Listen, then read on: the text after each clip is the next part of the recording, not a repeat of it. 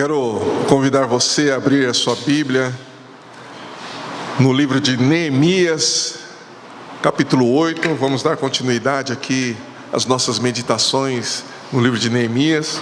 Nós vamos ler do verso 13 ao 18.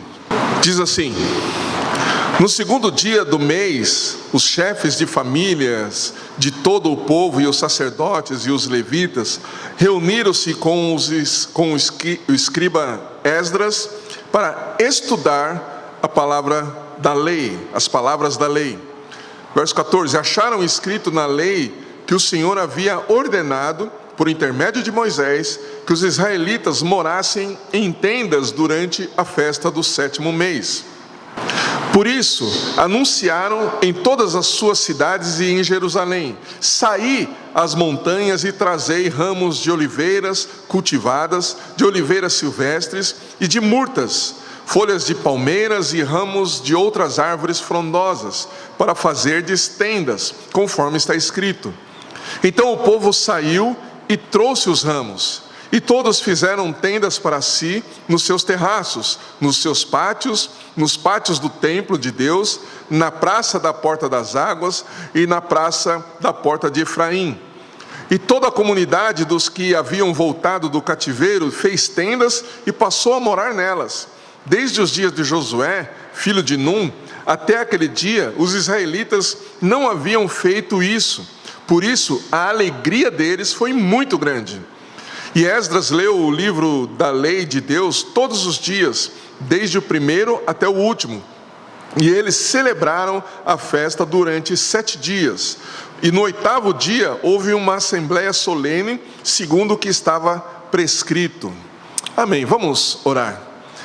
Senhor Deus, nós te glorificamos e te bendizemos pelo teu imenso amor e pela tua presença em nosso meio. Pedimos nesse instante que o Senhor venha falar conosco por meio da tua palavra, e que esta palavra, Senhor, possa transformar as nossas mentes, nossos corações e toda a nossa vida. Que o Senhor ilumine o nosso entendimento para entendermos e compreendermos e nos dê a disposição para obedecermos. É isso que nós te pedimos em nome de Jesus. Amém. Muito bem, quem conhece um pouco mais os meus filhos, né, o Isaac e a Júlia, sabem que eles têm uma característica assim, que acaba meio que se destacando, né, que é a gratidão. Eles sempre são muito gratos por tudo, né? Quem conhece a Júlia e o Isaac um pouco mais profundamente, né, como eu, a Andréia, os tios, os avós, né, aqueles que os viram, né, e têm visto eles crescerem, né, por todos esses anos, já até se acostumaram com isso, né, porque eles de fato são gratos por tudo, né? Não significa que eles são perfeitos. Evidentemente que eles não são perfeitos, porque aqueles que conhecem eles também sabem que eles não são perfeitos, como nenhum de nós somos. Mas eles normalmente agradecem por tudo e agradecem a todos por tudo, né? Eles agradecem pelo que eles comem, né? Mesmo se for arroz, feijão e ovo. Bom, se for com ovo, então, né, pelo preço, eles vão aplaudir de pé, né? Eles aplaudem de pé, agradecem de pé. Eles agradecem por tudo aquilo que eles recebem, eles agradecem por toda a correção que recebem, né? Não só minha e da Andréia, mas também daqueles que são próximos. Eles reconhecem, né, e agradecem as oportunidades que eles têm. Eles têm contentamento, né, assim, por tudo que eles possuem, né, e não confunda isso com conformismo, né, porque eles estão buscando aquilo que Deus tem para eles, né, e eles não são conformistas, mas eles têm contentamento com aquilo que eles têm hoje, né, e nós somos também muito gratos a Deus por isso, né. E por que eu estou falando estas coisas, né? Porque nesses capítulos de Neemias que nós estamos vendo, e especificamente nesse capítulo, né, após o povo ter desfrutado, né, de um dia extremamente feliz né, por terem entendido a exposição das Escrituras, eles continuavam felizes, né, no dia seguinte, mas também eles estavam muito cansados, né, porque o dia anterior foi muito intenso, né, o que o pastor Samuel ministrou na vez anterior, né, nessas meditações aqui nas exposições de Neemias. Foi um dia muito intenso, e eles saíram para comer, né, eles se divertiram, tiveram um tempo de contentamento, de alegria entre eles, né? E de fato alguns deveriam estar ainda fazendo digestão, né? Do tanto que festejaram, do tanto que comeram, né? As mulheres e as crianças certamente deveriam estar bem cansadas e ainda dormindo, né? Devem ter acordado bem tarde, né? Devem ter aproveitado que as crianças estavam cansadas e dormiram até mais tarde. Mas a exposição das Escrituras, né, capturou tão profundamente todo o povo, e principalmente os chefes, né, de família, os sacerdotes, os levitas, que todas as suas afeições, sentimentos, desejos e vontades, que a palavra de Deus cativou e capturou de tal maneira e tão profundamente, que eles superaram o cansaço, e logo cedo eles foram procurar Esdras, não só para que Esdras lesse ou continuasse a ler as Escrituras. Eles queriam aprender mais sobre o que as Escrituras estavam ensinando e o que as Escrituras ensinavam. Eles estavam com um desejo muito profundo de estudar a palavra de Deus, né? Por isso eles procuraram Esdras, para estudar, para meditar e ajustar as suas vidas às Escrituras. Eles desejavam ser instruídos, e assim eles fizeram. Eles foram até Esdras para realmente estudar, para realmente meditar nas Escrituras. E a gente tem batido muito nessa tecla aqui acerca das Escrituras. A gente não quer que nós como igreja somente venhamos a ler a Bíblia, mas a gente sempre procura motivar vocês a lerem, a estudarem e meditarem no que vocês estão lendo, ou no que nós lemos das Escrituras. A meditação nas Escrituras, ela é muito importante e é essencial para nos trazer de fato ensinamento e conhecimento. Nós não somos adeptos ao tipo de meditação, né, que é muito característico dos orientais, né, que é aquela coisa de você abrir a sua mente, ou esvaziar a sua mente, né, e abrir a sua mente para que o universo venha trazer alguma coisa para você, né, e venha te influenciar de alguma forma, né? A gente não é adepto desse tipo de meditação. A meditação que nós recomendamos e que nós vemos que as Escrituras nos ensinam, e a própria filosofia bíblica nos ensina. Desculpa, a Síria aqui está...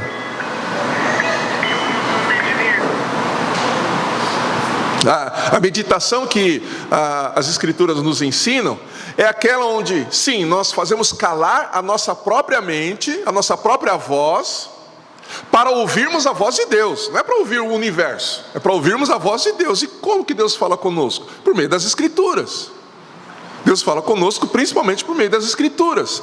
Então, quando nós falamos que nós precisamos meditar nas Escrituras, é isso: você pegar um texto bíblico e não simplesmente cumprir meta, né? É importante ter uma meta de ler a Bíblia, por exemplo, em um ano. É importante. Mas mais importante do que simplesmente bater a meta é você meditar no que você está lendo. É você raciocinar sobre o que você está lendo. É você permitir que aquilo realmente faça parte do seu conceito de pensamentos e dirija a sua racionalidade. É esse tipo de meditação que nós recomendamos em relação às Escrituras. E foi justamente isso que os chefes aqui, né, da família, os sacerdotes, os levitas, fizeram. Eles foram até Esdras, não só para ouvir, mas eles queriam estudar, meditar. E justamente foi o que eles encontraram por meio de Esdras. E Esdras também se dispôs a ensinar. né? Então, quando eles estão ali lendo, meditando, recebendo instrução das Escrituras através de Esdras, eles chegam no trecho das Escrituras que fala justamente do 7º mês, né? No verso 14 a gente vê isso. As Escrituras, né, devem ter saltado ali aos olhos deles, né, porque esse trecho falava justamente do mês que eles estavam, né? Se você se lembrar de Neemias, do capítulo 7, verso 73, você vai ver que era no 7º mês que todo o povo voltou para a cidade e voltou a habitar a cidade, né? E quando então eles leram que o que estava acontecendo ali no 7º mês, né, isso realmente saltou aos olhos deles. E esse trecho, né, das Escrituras mencionavam uma festa que no passado ocorria justamente no momento ali que eles estavam vivendo. E que festa era essa? E esse é o grande ponto aqui desse trecho que nós lemos. Que festa era essa? Era a festa dos tabernáculos, né? Esta festa era uma festa cerimonial, né? E na verdade haviam 7 grandes festas que Deus havia ordenado que o povo de Israel celebrasse, né? Dessas grandes festas haviam 3 festas que eram ainda maiores, e dessas 3 a festa dos tabernáculos era a maior de todas, né? A festa dos tabernáculos, ela era celebrada para lembrar que o povo peregrinou no deserto, habitando em tendas, e posteriormente essa festa ela passou também a ser celebrada como gratidão a Deus pela colheita que eles recebiam. No deserto, evidentemente, eles não plantavam, mas eles viveram em tendas, né? Eles peregrinaram ali no deserto, vivendo em tendas. Mas depois que eles estavam estabelecidos na terra prometida, eles passaram a plantar, passaram a colher. E durante a festa dos tabernáculos, eles agradeciam a Deus pela colheita, né? E essa festa ela durava 7 dias. Imagina você festejando por 7 dias, né? Ali se divertindo, comendo, né? Porque crente é assim, né? Crente come que é uma beleza, né? O que não pode faltar em festa de crente é coxinha, né? Então, coxinha e pão com carne louca, né? Que aliás é uma delícia, né? Ainda mais se o pão for aquele pão fresquinho assim, né? Crocante, né? Tem gente que está até já salivando, né? Mas eles festejavam por 7 dias, e durante todos esses dias eles moravam em tendas. Era isso que eles estavam vendo nas Escrituras ali, né? No primeiro dia da festa, segundo o que estava prescrito por meio que Deus deixou prescrito por meio de Moisés, o povo deveria pegar ramos de palmeiras, salgueiros, os ramos das melhores e mais bonitas árvores, né? E fazer as tendas, e principalmente eles deveriam se alegrar no Senhor, diante de Deus, né? Como nós vimos na exposição que o pastor Samuel ministrou para nós aqui. Eles deveriam se alegrar diante de Deus, né? Agora, outro detalhe interessante a respeito dessa festa, né? A festa dos tabernáculos, ela acontecia 4 dias depois do dia da expiação. Então havia uma celebração do dia da expiação, e 4 dias depois acontecia a festa dos tabernáculos. A palavra expiação, que eu não vou me atrever aqui a falar, né?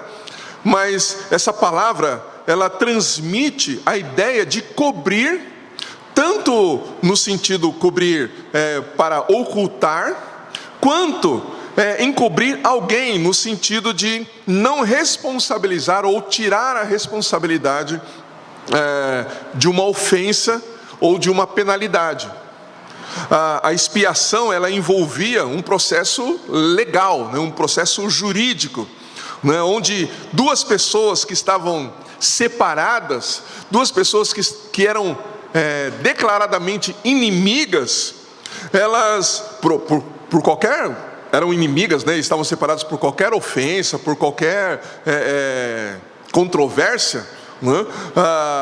Elas eram, na festa da expiação, ou no dia da expiação, elas eram reconciliadas e eram unificadas. Então toda a controvérsia, toda a inimizade era ali eliminada no dia da expiação.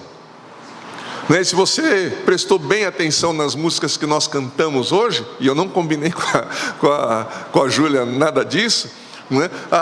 As canções, a primeira e a última canção falava de gratidão. E as canções do meio, né?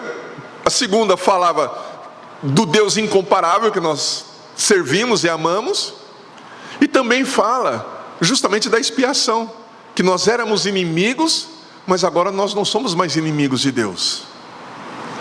E aí, justamente a festa dos tabernáculos acontecia depois da reconciliação. Depois da reconciliação com Deus, né? E só para a gente, eu não quero me aprofundar muito nisso, né? Mas a ideia básica da expiação é de transferir, né, como eu disse, né, a responsabilidade e as consequências do pecado para outro, para que outro pague por isso. E assim livrar o ofensor, né, das consequências do seu pecado, né, e lançar essas consequências sobre aquele que está sendo oferecido, ou no caso ali, o animal que estava sendo oferecido em sacrifício. Então a expiação pelo pecado, ela era feita, né, como eu disse há pouco, pelo sacrifício de um animal sem mácula, né, sem defeito, né, e isso de fato nos aponta diretamente para quem? Para Jesus. A festa ou o dia da expiação apontava para o Messias que haveria de vir e que iria tirar o pecado de todo o povo, né? Nós vemos em Romanos, né, capítulo 3, verso 25, Paulo dizendo o seguinte: a quem Deus ofereceu como sacrifício propiciatório por meio da fé, pelo seu sangue, para a demonstração da sua justiça. Na sua paciência, Deus deixou de punir os pecados anteriormente cometidos. Em Hebreus capítulo 2, verso 17, o escritor diz o seguinte: por essa razão era necessário que em tudo se tornasse semelhante aos seus irmãos. Estudamos um pouquinho sobre isso na EBD agora há pouco. Para que viesse a ser um sumo sacerdote misericordioso e fiel nas coisas que dizem respeito a Deus, a fim de fazer propiciação pelos pecados do povo. Então, enquanto o sacrifício lá no Antigo Testamento, né, o sacrifício de animais tinha um caráter transitório, porque todo ano eles tinham que sacrificar um animal para expiação dos seus pecados, a morte de Jesus foi uma morte expiatória de caráter definitivo. Jesus não precisa mais morrer para expiar os nossos pecados, porque o seu sacrifício foi perfeito, e Ele ressuscitou da morte para nos religar definitivamente a Deus e para que nós possamos então viver a vida que Deus planejou para nós em conciliação com o próprio Deus. Hoje nós podemos nos achegar ao Pai por causa do sacrifício de Jesus, e por causa da sua ressurreição nós recebemos a vida de Cristo, e a vida que nós vivemos hoje é a vida que Cristo conquistou para nós lá na cruz do Calvário. Então a morte de Jesus superou todos os outros meios pelos quais nós deveríamos ou poderíamos chegar a Deus, né? Então essa morte e ressurreição de Jesus foi definitiva, como o próprio Jesus disse lá na cruz: está consumado, né? Então antes aquilo que era confiado nos sacrifícios, agora nós depositamos a nossa confiança expiatória em Jesus. Ele eliminou a inimizade que havia entre nós e Deus. Ele quebrou a barreira que havia entre nós e Deus. Agora nós podemos nos achegar ao Pai e podemos entrar na sua presença com ousadia. E não confunda ousadia com falta de educação, né? Tem gente que confunde, né? Acha que pode chegar diante de Deus, e aí, beleza? Ó, meu brother, hein? Tamo junto. É como se, para nós entendermos, né? Como se, pelo fato de eu ter uma grande amizade, por exemplo, com o pastor Silvio, é como se eu chegasse lá na casa dele, e aí, Silvio, tudo bem? Eu vou lá, abro a geladeira, e pego lá um Danone. Não é, isso não é a ousadia bíblica. A ousadia bíblica, ela está relacionada com o fato de nós termos a consciência de que ao entrarmos diante de Deus, o nosso pecado já foi perdoado. E talvez a gente possa, até para ilustrar melhor, a gente possa se lembrar do Antigo Testamento, né? Quando havia uma lei em que ninguém poderia entrar diante do rei sem ser anunciado, ou sem ter sido convocado por ele. Quem entrasse na presença do rei sem ter sido anunciado, ou sem ter sido convocado pelo próprio rei, sabe qual era a sentença? Morte.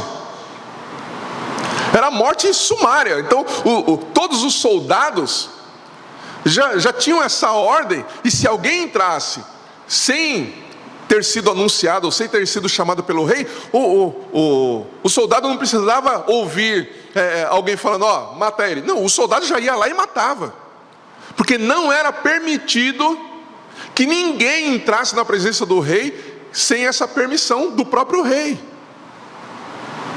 a não ser que uma pessoa entrasse dessa forma e o rei estendesse então o seu cetro em direção àquela pessoa. Então a sentença de morte era ali barrada. Por quê? Porque a pessoa entrou sem ter sido anunciada, ou entrou sem ter sido chamada, mas o rei estendeu o cetro em sua direção. A ousadia para entrarmos na presença de Deus hoje é que nós temos a certeza e a convicção de que a mão do Senhor está estendida em nosso favor, e a sua graça está derramada sobre nós, e então nós podemos entrar na presença dele sem o medo de sermos eliminados, sem o medo de sermos mortos, porque Jesus, ele estende a sua mão em nossa direção e diz, ele pode entrar, ele pode estar aqui, ele pode ficar aqui. Entende? Não tem nada a ver com chegando. Chega humildemente reconhecendo estas coisas. Muito bem, a festa dos tabernáculos, né, então acontecia logo após o dia da expiação, ou seja, né, após essa reconciliação entre Deus e os homens pecadores por meio de um sacrifício. Agora essa festa, ela também tinha um caráter não só histórico como didático. Durante o período da festa, como nós vimos no texto, né, o povo deveria habitar em tendas para se lembrarem, né, do tempo em que seus pais peregrinaram no deserto, e para que seus descendentes soubessem que o povo morou em tendas quando Deus os tirou do Egito. Esta festa também era considerada uma celebração por todas as maneiras pelas quais Deus abençoou Israel desde a libertação da escravidão. Então o povo, ele era lembrado por meio da festa dos tabernáculos, que Deus sustentou todo o povo durante esse período de peregrinação, que foram 40 anos.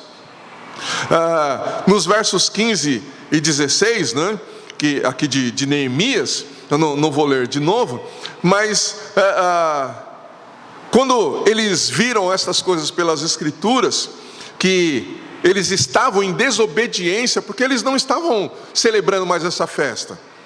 Havia muito tempo que eles não celebravam esta festa. Então o que aconteceu? Os chefes, eles voluntariamente decidem se adequar ao que as Escrituras exigiam, o que Deus exigia por meio das Escrituras. Eles viram que eles não estavam obedecendo, não estavam observando esta prescrição de Deus, E então eles resolvem se adequar, eles resolvem se ajustar à palavra de Deus. Os chefes então de família, né, como eu já disse, os sacerdotes, os levitas, eles anunciam em todas as cidades. Então olha só, eles, um dia depois de uma grande festa, de uma grande celebração, de se alegrarem, de comerem, logo cedo eles vão até Esdras para ouvir, serem instruídos, para receberem a palavra de Deus, para meditarem, para estudarem a palavra de Deus. Quando eles estudam, meditam na palavra de Deus, eles percebem que a palavra de Deus está indicando algo, está ordenando algo que eles não estão cumprindo. Então eles decidem, todos, vejam, são chefes de família, são os líderes do povo, os sacerdotes. Então eles decidem, não somente eles se adequarem, mas eles vão até o povo e ensinam estas coisas para o povo e falam: olha, nós estamos em pecado porque nós não estamos cumprindo com toda a palavra de Deus, e nós precisamos voltar a observar e adequar as nossas vidas à palavra de Deus. E veja que o povo ainda estava debaixo daquela alegria que eles receberam anteriormente. O povo estava todo alegre. Agora, você acha que todos esses líderes chegaram lá e falaram: puxa vida, baixa a bola um pouquinho aí? Não, eles estavam felizes também. Falaram: olha o que nós descobrimos na palavra de Deus. Nós descobrimos que nós precisamos observar. É isso que nós temos que fazer. E eles motivaram o povo, porque eles estavam motivados pela palavra, eles foram reavivados pela palavra de Deus. E eles então levaram esse avivamento que estava no coração deles, gerado pela palavra, até o povo. E o povo todo então, de forma imediata e voluntariamente, decidem também se adequar à palavra de Deus, né? E eles tomam toda a cidade, né? O povo toma essa resolução de se conformarem e obedecerem às Escrituras. Toda aquela população, né, que agora estava habitando a cidade, né, debaixo dessa alegria do Senhor, eles respondem positivamente. E o que eles fazem? Eles constroem tendas conforme estava prescrito. Agora é importante a gente observar, né, que pelo que nós vemos no texto, né, para todo lugar que se olhava, o que se via? Se via tendas. Se via a cidade toda, né, tomada por tendas. Então, e as tendas, né, como eu disse, lembravam, né, o povo que os seus antepassados haviam peregrinado no deserto, né, e também como Deus cuidou e protegeu de todo esse povo. Então, durante essa festa, o povo construiu essas tendas, e para todo lugar que se olhava havia uma tenda. E a tenda também, então, nesse contexto, se tornou um testemunho comunitário e público de gratidão a Deus por todas as coisas que Deus tinha feito. Então eu quero que você pense justamente nisso. Como que toda a cidade estava cheia de tendas. E o que essas tendas lembravam? Lembravam sim, de que o povo peregrinou no deserto, que Deus cuidou deles, mas também com o outro significado da festa, dos tabernáculos, que era a gratidão a Deus. E isso era público. Se algum estrangeiro estivesse passando por viagem e chegasse naquela cidade e visse aquele monte de tenda, em todo lugar, para todo lugar que olhasse, eles evidentemente iriam por curiosidade saber por que o povo tinha casa, mas estavam morando em tendas. E seria então dito para eles que eles estavam celebrando ao Senhor, que eles estavam agradecendo a Deus, ao Deus Todo-Poderoso, ao Deus único, por todas as coisas que eles tinham feito, que Deus tinha feito para eles. Então era um testemunho público de gratidão. E isso deve nos ensinar que a nossa devoção a Deus, que a nossa gratidão a Deus não pode e não deve ser somente particular, mas deve ser pública. Todas as pessoas precisam saber que nós somos gratos a Deus por todas as coisas. Todas as pessoas precisam entender que a nossa vida, ela é movida por aquilo que nós reconhecemos do que Deus faz por nós. Tem que ser um testemunho público, e em todos os lugares onde nós estivermos. Não é só aqui na igreja, não é só lá na sua casa, não é só com a sua família, mas é em todos os lugares. Hoje, por meio das mídias sociais, você pode ser visto em qualquer parte do planeta, né? E quando as pessoas veem suas mídias sociais, qual o perfil que elas vão fazer de você? De alguém que ama a Deus, que é grato a Deus por todas as coisas, que, vou usar uma palavra da moda, né? Que é engajado com as Escrituras, ou alguém que está engajado com as mesmas questões do mundo e só sabe reclamar, só sabe lamentar e só sabe criticar? Quando vem as suas mídias sociais, quando falam com você, você é uma pessoa que só reclama, ou você é uma pessoa que sempre está agradecendo a Deus e está demonstrando reconhecimento pelo que Deus faz e fez na sua vida?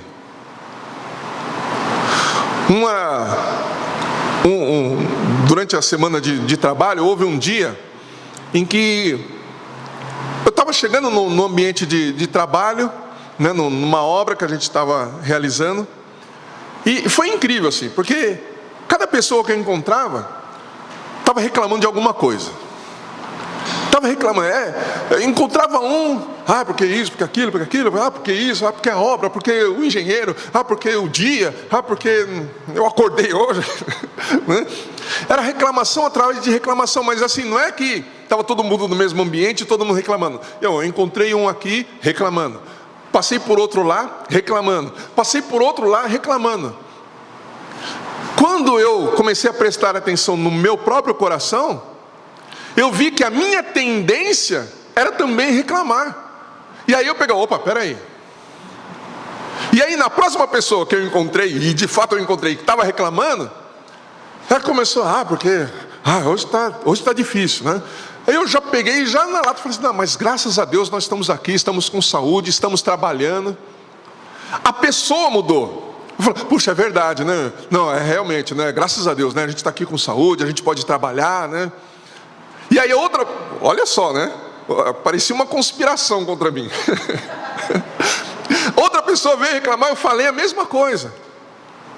E aí, ao invés de eu entrar na onda de reclamação, eu olhei para o Senhor e publicamente expus a minha gratidão a Deus. E as pessoas que estavam chegando perto de mim, reclamando, elas me ouviram publicamente dizendo que eu era grato a Deus por todas as coisas, inclusive por estar ali num ambiente de trabalho que realmente, e não é fugir da realidade, realmente estava difícil ali, o ambiente ali estava complicado. Mas ao invés de eu ficar olhando para as dificuldades, eu olhei para Deus, que me leva a superar todas as dificuldades. E você quer saber de uma coisa? A alegria é também uma escolha. Você pode escolher se alegrar no Senhor ou se lamentar pelas coisas que não dão certo. Você pode acordar reclamando, mas você pode, diante de uma mesma realidade, você pode acordar e falar, Senhor, obrigado por todas as coisas, porque eu sei que o Senhor está comigo. Eu me alegro no Senhor, não me entristeço pelas coisas, mas eu me alegro no Senhor, apesar de todas as coisas. Em tudo dai graças, não é o que a palavra de Deus diz? Em tudo dai graças. Eu lembro de uma vez que o pastor Silvio estava ministrando e ele expôs justamente isso, que assim, em tudo dai graças, a gente também pode abraçar como, apesar de todas as coisas, deem graças. Então, apesar do que você está vivendo, a despeito das lutas que você está enfrentando, você pode, e não só pode, mas você deve escolher a alegria que vem do Senhor. Como o pastor Samuel declarou aqui na exposição, a alegria do Senhor é a nossa força. E nós temos que escolher a alegria, ao invés de escolher a tristeza. A alegria do mundo, a alegria própria, não, a alegria que vem do Senhor. E talvez a gente possa até abrir um pouco mais o leque nesse sentido, porque a alegria do Senhor é a nossa força, né? Então, nesse sentido, a alegria de Deus, a olhar para nós e ver a nossa disposição de vivermos segundo a sua Escritura, faz com que Ele derrame a sua força sobre nós para enfrentarmos as questões do dia a dia. Então nós escolhemos a alegria que vem do Senhor, ao mesmo tempo quando nós decidimos, ou por nós decidirmos, viver em obediência às Escrituras, o Senhor nos fortalece para quê? Para nós de fato conseguirmos viver o que as Escrituras dizem. Percebe que é uma questão de nós entendermos as Escrituras, compreendermos o que ela diz e decidirmos obedecer. Foi exatamente o que esse povo fez. E eles expuseram isso publicamente, alegremente e voluntariamente. Hoje nós vemos grandes manifestações, políticas, e as pessoas saem para as ruas para defender as suas ideias, seus pensamentos. Agora imagina o povo de Deus saindo em massa para agradecer ao Senhor. Não estou falando de marchas, nem nada disso, estou falando de vida, de viver aonde estiver, em todo lugar onde tiver um cristão, que o mundo possa ver que há ali pessoas que amam a Deus, que temem ao Senhor, que obedecem a sua palavra alegremente e que expõem publicamente a sua gratidão a Deus e reconhece diante de todos que tudo que tem, tudo que fazem é por causa do Senhor, é por causa de Deus. Esse era o testemunho público que estava acontecendo ali naquela cidade. Agora imagine você entrando nessa cidade e vendo um povo alegre, um povo feliz, um povo vibrante. Porque eles tinham muitas posses? Não, eles estavam em tendas. Mas o que eles tinham dentro deles, agora, por causa das Escrituras, era um tesouro que ninguém poderia superar, que nada nesse mundo poderia superar. É por isso que eu quero fazer algumas perguntas para você, baseado em todas essas coisas que eu estou falando aqui.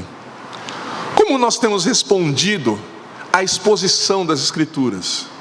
Quando a gente ouve a exposição das Escrituras, quando a gente ouve a palavra de Deus, como nós temos respondido? Estamos vendo que o povo respondeu positivamente, alegremente e voluntariamente para obedecer. E quanto a nós? Como nós temos respondido diante da exposição das Escrituras? Como a palavra de Deus afeta e captura as nossas afeições, os nossos sentimentos, os nossos desejos e as nossas vontades? Como a palavra de Deus nos impulsiona à obediência voluntária e feliz às Escrituras? É uma reflexão que nós precisamos fazer. Porque nós queremos a alegria do Senhor, nós queremos a força do Senhor. Mas e a disposição do nosso coração para obedecer? Não estou dizendo aqui que é pela nossa força. Não, muito pelo contrário. É nós olharmos para a palavra e vermos que toda a força vem dele. O apóstolo Paulo disse isso lá em Efésios, fortalecei-vos na força do Senhor. Voltando aqui para Neemias 8, no verso 17, diz que desde os dias de Josué, essa festa não era celebrada com tanta fidelidade à palavra de Deus. E isso significa que por cerca de 1000 anos, o povo não celebrava essa festa com tanta fidelidade às Escrituras.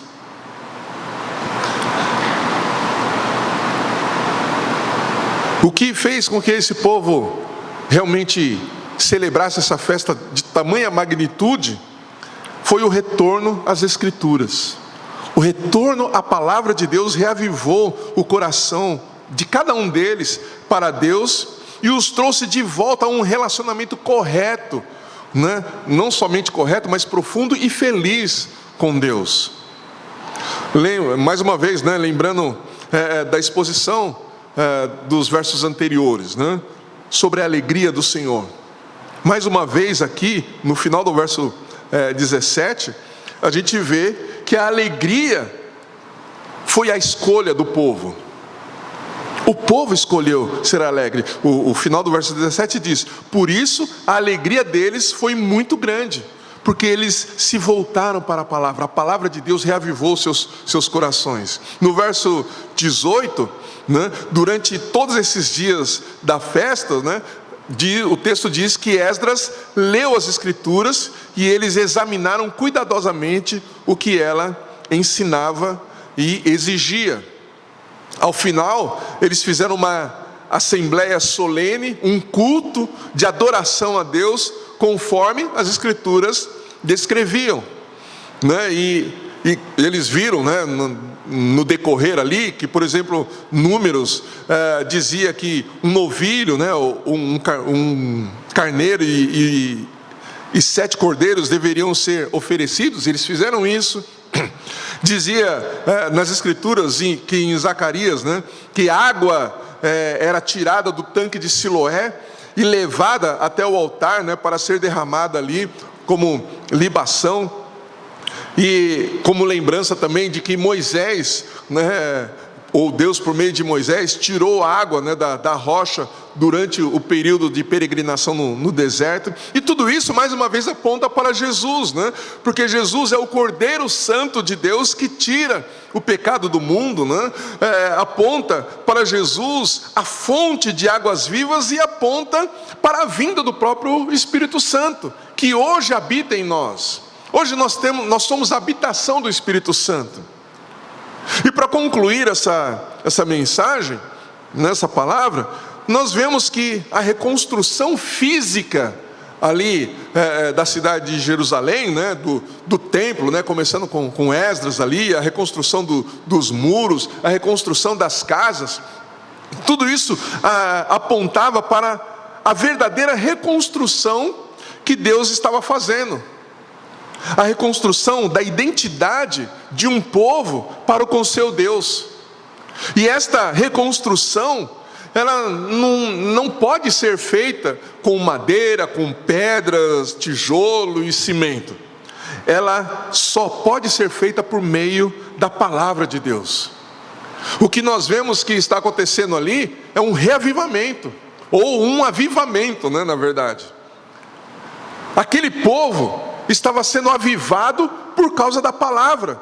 E a palavra de Deus, ou é a palavra de Deus que reconstrói de fato nossas vidas, reaviva os nossos corações, né? Reaviva a nossa fé. É a palavra de Deus que nos dá verdadeira esperança, e é por ela, pelas escrituras, que nós devemos reordenar a nossa vida.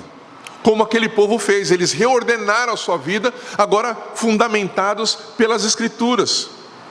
É por isso que nós vemos acontecendo o que aconteceu em Esdras e Neemias.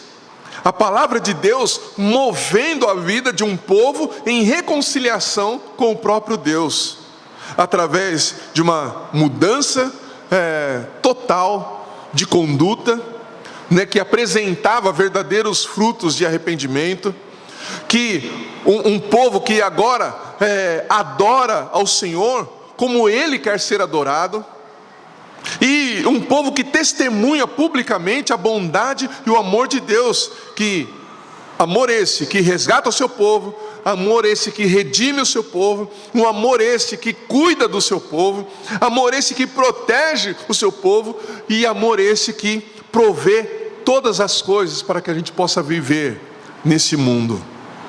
Esse é o verdadeiro avivamento. E a principal marca de um avivamento, preste bem atenção nisso que eu vou dizer, a principal marca de um verdadeiro avivamento não são os milagres, não são as curas, não são os prodígios e maravilhas, ainda que essas coisas seguem os que creem. Mas essa não é a marca de um verdadeiro avivamento. A principal marca do verdadeiro avivamento é um retorno às Escrituras, é a observação dos princípios e ordenanças que Deus estabelece por meio da palavra.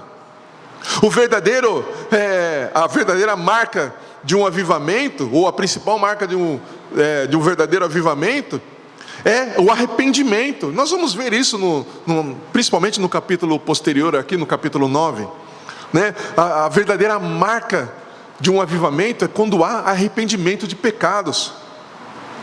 E quando há uma conduta de vida transformada pela palavra. Quando há uma conduta de vida moldada pelas Escrituras. Sem esta marca, o que vai haver é meramente emoção superficial. Se a alegria daquele povo fosse meramente emocional, então, na verdade, eles iam precisar de mais alguma coisa que ali alimentasse somente as suas emoções. Mas não foram só as suas emoções que foram tocadas, foram as suas resoluções que foram tocadas, foram as suas decisões que foram tocadas pela palavra de Deus. Então, como eu disse, não foi um mero emocionalismo superficial.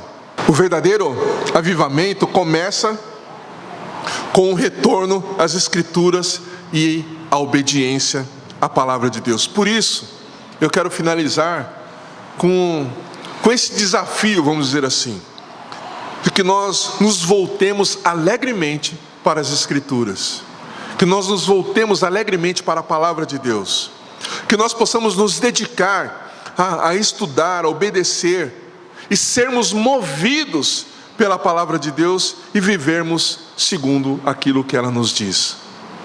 Isso é que realmente vai avivar o nosso coração, é isso que vai aquecer o nosso coração, é isso que vai gerar em nós a alegria no Senhor, é isso que vai fazer com que os nossos corações tenham amor pelas vidas a tal ponto de nós não deixarmos de testemunhar do que Deus tem feito em nós e através de nós.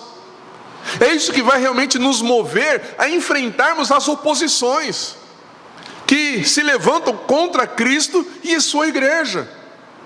É isso que vai nos levar entendam o que eu vou dizer, a defendermos o Evangelho. Não é que o Evangelho em si precisa de defesa, mas é isso que vai fazer com que a gente não se cale diante das mentiras que se fala a respeito do Evangelho.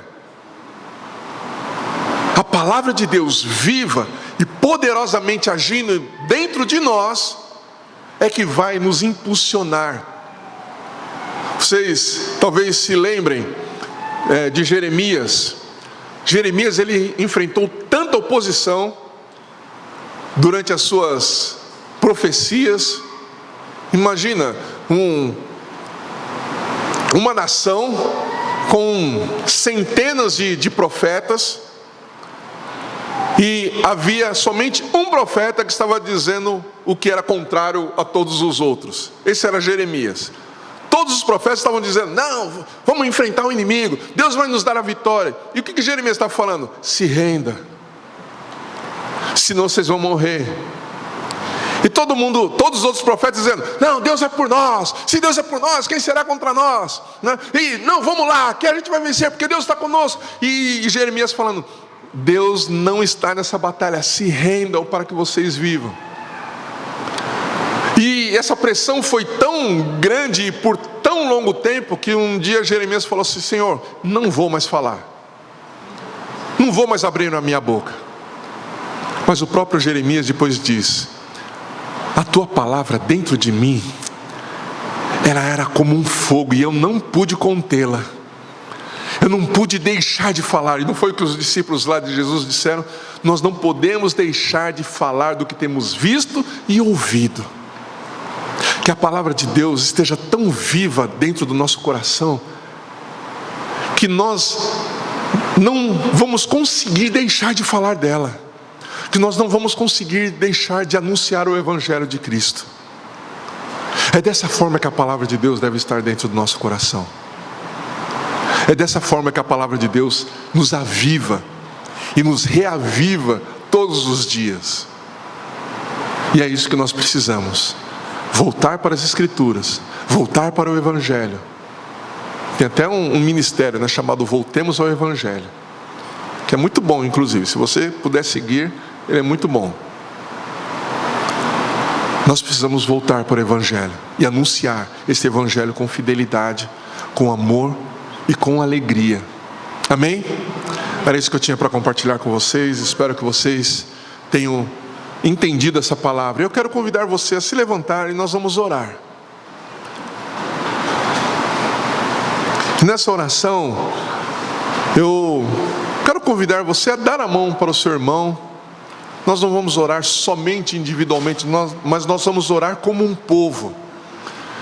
E nessa oração eu quero que você ore pelo seu irmão, pela sua irmã, para que todos nós possamos, em primeiro lugar, nos voltarmos para as Escrituras, nos dedicarmos a ela, e que nós tenhamos a disposição para testemunhar do que as Escrituras dizem.